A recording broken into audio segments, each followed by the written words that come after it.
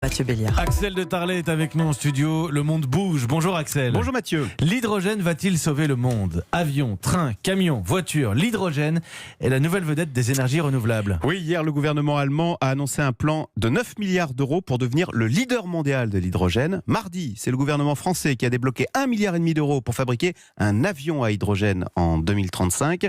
Et aux États-Unis, il y a un fabricant de camions à hydrogène qui vient d'entrer à Wall Street, valeur boursière instantanée. 30 milliards de dollars, soit plus que Ford. Ah oui. Oui, l'hydrogène est la vedette du moment. Alors pourquoi ? Qu'est-ce que l'hydrogène a de plus que les batteries électriques que l'on connaît ? En fait, ce sont les batteries qui ont un énorme problème, leur poids. Vous savez que sur une Zoé, il y a pour plus de 300 kilos de batterie. Sur une Tesla, il y a 500 kilos de batterie.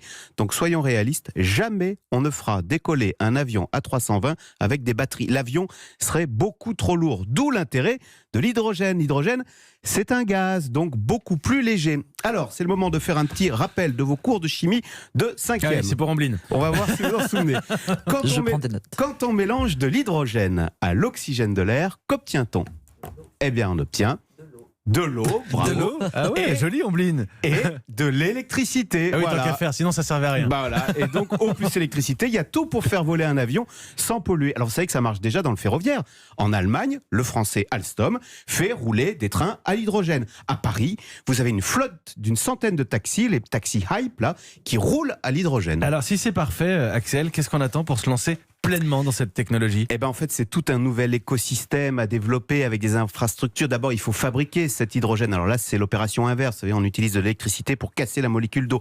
Ensuite, il faut acheminer cet hydrogène qui est un gaz. Mais la bonne nouvelle, c'est qu'on a en France Air Liquide, numéro 2 mondial des gaz industriels, donc de l'hydrogène. Et le numéro 1 mondial, c'est un Allemand. Vous voyez, on a tous les atouts en Europe pour devenir les champions de cette technologie pleine d'avenir qu'est l'hydrogène. Et notez bien, c'est important avec l'hydrogène, ça marche dans les deux sens.